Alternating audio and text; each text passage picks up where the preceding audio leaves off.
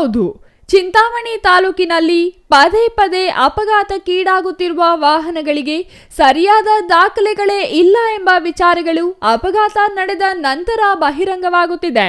ಗುರುವಾರ ಸಂಜೆಯೂ ಇದೇ ಚಿಂತಾಮಣಿ ತಾಲೂಕಿನಲ್ಲಿ ಶಾಲಾ ಬಸ್ ಬೈಕ್ಗೆ ಡಿಕ್ಕಿ ಹೊಡೆದ ಪರಿಣಾಮ 2 ಮಕ್ಕಳು ಸೇರಿ 4 ಸ್ಥಳದಲ್ಲಿಯೇ ಮೃತಪಟ್ಟಿದ್ದು, ಈ ಅಪಘಾತದ ವಿಚಾರದಲ್ಲಿಯೂ ಆರ್ಟಿಒ ಅಧಿಕಾರಿಗಳ ನಿರ್ಲಕ್ಷ್ಯ ಎದ್ದು ಕಾಣುತ್ತಿದೆ.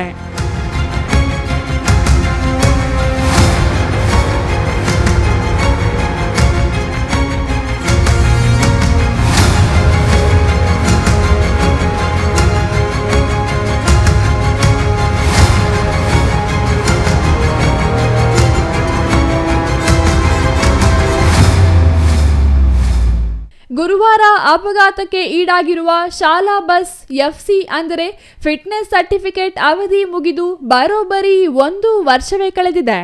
ಇನ್ಶೂರೆನ್ಸ್ ಅವಧಿ ಮುಗಿದು 2 ತಿಂಗಳಾಗಿದೆ.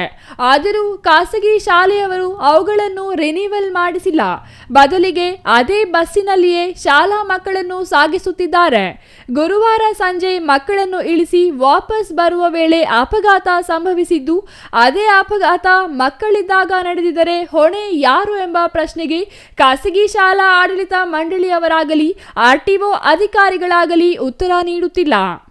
ಈ ಹಿಂದೆ ಚಿಕ್ಕಬಳ್ಳಾಪುರದಲ್ಲಿದ್ದ ಆರ್ಟಿಒ ಅಧಿಕಾರಿ ಜಿಲ್ಲೆಯಾದ್ಯಂತ ಇರುವ ಖಾಸಗಿ ಶಾಲಾ ಬಸ್ಗಳಿಗೆ ಎಫ್ಸಿ ಇಲ್ಲದ 400ಕ್ಕೂ ಹೆಚ್ಚು ಬಸ್ಗಳು ಸಂಚಾರ ಮಾಡುತ್ತಿದ್ದು, ಅವುಗಳಿಗೆ ಕೂಡಲೇ ಎಫ್ಸಿ ಮಾಡಿಸಿಕೊಳ್ಳದಿದ್ದರೆ ದಂಡ ಹಾಕುವ ಎಚ್ಚರಿಕೆ ನೀಡಿದರು. ಆದರೆ ಅವರ ಎಚ್ಚರಿಕೆ ಕೇವಲ ಎಚ್ಚರಿಕೆಯಾಗಿಯೇ ಉಳಿದಿದ್ದು, ಅದು ಕಾರ್ಯರೂಪಕ್ಕೆ ಬಂದಿಲ್ಲ. ಖಾಸಗಿ ಶಾಲೆಗಳವರು ತಮ್ಮ ಶಾಲೆಗಳ ಬಸ್ಗಳಿಗೆ ಎಫ್ಸಿಯನ್ನು ಮಾಡಿಸಿಲ್ಲ.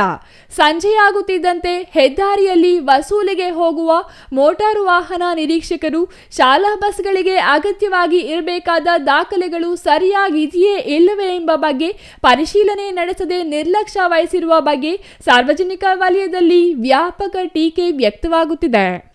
ಗುರುವಾರ ಸಂಜೆ ಚಿಂತಾಮಣಿ ತಾಲೂಕಿನ ಚಿಲಕಲನೇರ್ಪು ಹೋಬಳಿಯ ಬುರುಡಗುಂಟೆ ಸಮೀಪ ಚಿಂತಾಮಣಿ ನಗರದ ಲಕ್ಷ್ಮೀ ವಿದ್ಯಾ ಸಂಸ್ಥೆಗೆ ಸೇರಿದ ಶಾಲಾ ಬಸ್ ಮತ್ತು ಬೈಕ್ ನಡುವೆ ಡಿಕ್ಕಿಯಾಗಿ ಬೈಕ್ನಲ್ಲಿದ್ದ ಚಿಲಕಲನೇರ್ಪು ಗ್ರಾಮದ 4 ಸ್ಥಳದಲ್ಲಿಯೇ ಮೃತಪಟ್ಟಿದ್ದಾರೆ.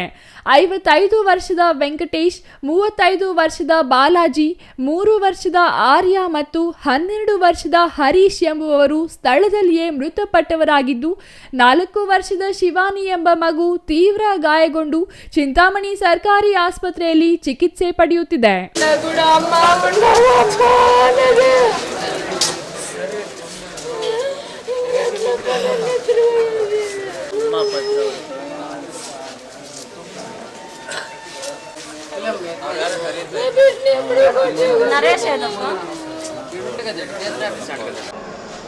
ನಮ್ಮಪ್ಪ ಮದುವೆಕಂತ ನಮ್ಮ ತಂಗಿಯವ್ರು ಊರಿಗೆ ಹೋದರು. ಅಲ್ಲಿಂದ ನಮ್ಮ ಭಾವ, ನಮ್ಮ ಬಾಮೈದ, ಇನ್ನೊಬ್ಬ ಹರೀಶ ಅಂತ ಹುಡುಗ ಅಲ್ಲಿಂದ ಮದುವೆಕಂತ ಹೋದರು.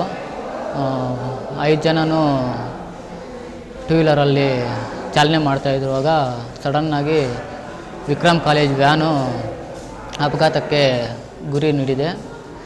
ಅದು ಯಾರು ತಪ್ಪೋ ಏನೋ ಗೊತ್ತಿಲ್ಲ, ಆಗೈತೆ. ನಾನು ಮದನಪಲ್ಲಿಯಲ್ಲಿ ಕೆಲಸ ಮಾಡ್ತಾಯಿದ್ದೆ. 5:30, 6 ಗಂಟೆಗೆ ಆ ಸಮಯದಲ್ಲಿ ನನಗೆ ಫೋನ್ ಬಂತು. ನಾನು ಇಮಿಡಿಯೇಟ್ಲಿ ಇಲ್ಲಿಗೆ ಬಂದೆ. ಬಂದಿದ್ದ ತಕ್ಷಣ ನನಗೆ ಏನೂ ಗೊತ್ತಿಲ್ಲ, ಈ ಹಾಸ್ಪಿಟಲಲ್ಲಿದ್ದಾರೆ ಅಂತ ಗೊತ್ತಾಯಿತು. ಮತ್ತು ಇಲ್ಲಿಗೆ ಬಂದರೆ ಚಿಂತಾಮಣಿ, ಚಿಕ್ಕಬಳ್ಳಾಪುರ ಜಿಲ್ಲೆ ಚಿಂತಾಮಣಿ ತಾಲೂಕಿನಲ್ಲಿ ಹಾಸ್ಪಿಟ್ಲಿಗೆ ಗೌರ್ಮೆಂಟ್ ಹಾಸ್ಪಿಟ್ಲಲ್ಲಿ ಇತ್ತು.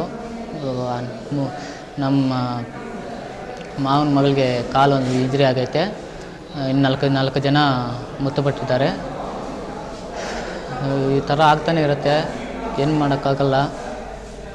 ನೋವೈತೆ, ನಾವು ಹೇಳ್ಕೊಳಕ್ಕಾಗಲ್ಲ. ಅದರಿಂದ ಯಾವಾಗಲೂ ಅಷ್ಟೇ, ಯಾರೇ ಆಗಲಿ ಇಬ್ಬರು ಬಿಟ್ಟು ಯಾರು 5 ಜನ 4 ಜನ ಯಾರೂ ಹೋಗಬಾರ್ದು ಅಂತ ನಾನು ಬಯಸ್ತೀನಿ. ಇನ್ನು ಅಪಘಾತ ಸ್ಥಳಕ್ಕೆ ಕೆಂಚಾರ್ಲಹಳ್ಳಿ ಪೊಲೀಸರು ಭೇಟಿ ನೀಡಿ ಪರಿಶೀಲನೆ ನಡೆಸಿದ್ದು, ಅಪಘಾತಕ್ಕೆ ಕಾರಣವಾದ ಶಾಲಾ ಬಸ್ ಅನ್ನು ವಶಕ್ಕೆ ಪಡೆದುಕೊಂಡು ಕೆಂಚಾರ್ಲಹಳ್ಳಿ ಪೊಲೀಸ್ ಠಾಣೆಯಲ್ಲಿ ಪ್ರಕರಣ ದಾಖಲಿಸಿಕೊಂಡಿರುವುದಾಗಿ ಸಬ್ ಇನ್ಸ್ಪೆಕ್ಟರ್ ಶಿವಕುಮಾರ್ ತಿಳಿಸಿದ್ದಾರೆ. ದಿನನಿತ್ಯ ಶಾಲಾ ಮಕ್ಕಳನ್ನು ಸಾಗಿಸುವ ಶಾಲಾ ವಾಹನಕ್ಕೆ ಇನ್ಶೂರೆನ್ಸ್, ಎಫ್ಸಿ ಅವಧಿ ಮುಕ್ತಾಯಗೊಂಡಿದ್ದು, ಶಾಲಾ ವಾಹನ ಬ್ರೇಕ್ ಫೇಲ್ ಆಗಿ ಬೈಕ್ಗೆ ಡಿಕ್ಕಿ ಹೊಡೆದಿದೆ ಎಂದು ಪ್ರತ್ಯಕ್ಷದರ್ಶಿಗಳು ತಿಳಿಸಿದ್ದಾರೆ. ಅಪಘಾತ ನಡೆದು 24 ಗಂಟೆಯೇ ಕಳೆದರೂ ಚಿಂತಾಮಣಿ ಎಆರ್ಟಿಒ ಸ್ಥಳಕ್ಕೆ ಭೇಟಿ ನೀಡಿಲ್ಲ.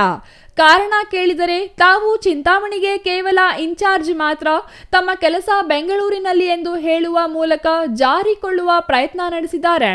ಇನ್ನು ತಮ್ಮ ಮೋಟಾರು ವಾಹನ ನಿರೀಕ್ಷಕರಿಗೆ ಪರಿಶೀಲನೆ ನಡೆಸಿ ವರದಿ ಸಲ್ಲಿಸಲು ಸೂಚಿಸಲಾಗಿದ್ದು, ವರದಿ ಬಂದ ನಂತರ ಕ್ರಮ ಜರುಗಿಸುವುದಾಗಿ ಹಾರಿಕೆ ಉತ್ತರ ನೀಡಿದ್ದಾರೆ. ಈ ಹಿಂದೆ ಚಿಕ್ಕಬಳ್ಳಾಪುರ ತಾಲೂಕಿನಲ್ಲಿ ಶಾಲಾ ಬಸ್ ಒಂದು ಡಿಕ್ಕಿ ಹೊಡೆದ ಪರಿಣಾಮ ಬೈಕ್ ಸವಾರನೊಬ್ಬ ಸ್ಥಳದಲ್ಲಿಯೇ ಮೃತಪಟ್ಟ ಘಟನೆ ನಡೆದಿತ್ತು. ಅಂದು ಅಪಘಾತ ಮಾಡಿದ ಶಾಲಾ ಬಸ್ಸಿಗೂ ಎಫ್ಸಿ ಮತ್ತು ಇನ್ಶೂರೆನ್ಸ್ ಇರಲಿಲ್ಲ. ಆದರೂ ಆರ್ಟಿಒ ಅಧಿಕಾರಿಗಳು ಆ ಶಾಲೆಯ ಇತರೆ ಬಸ್ಗಳ ಪರಿಶೀಲನೆ ಮಾಡುವ ಕನಿಷ್ಠ ಪ್ರಯತ್ನವನ್ನು ಮಾಡಿರಲಿಲ್ಲ. ಇದೀಗ ಚಿಂತಾಮಣಿಯಲ್ಲಿಯೂ ಅದೇ ರೀತಿಯ ಘಟನೆ ಪುನರಾವರ್ತನೆಯಾಗಿದ್ದು, ಜಿಲ್ಲೆಯಲ್ಲಿರುವ ಖಾಸಗಿ ಶಾಲೆಗಳ ಬಸ್ಗಳನ್ನು ಪರಿಶೀಲನೆ ನಡೆಸಿ ಕ್ರಮ ಕೈಗೊಳ್ಳುವ ಯಾವುದೇ ಕೆಲಸಕ್ಕೆ ಆರ್ಟಿಒ ಅಧಿಕಾರಿಗಳು ಮುಂದಾಗದಿರುವುದು ಸಾರ್ವಜನಿಕರ ಆಕ್ರೋಶಕ್ಕೆ ಕಾರಣವಾಗಿದೆ. GL Shankar, CTV news, Chintamani.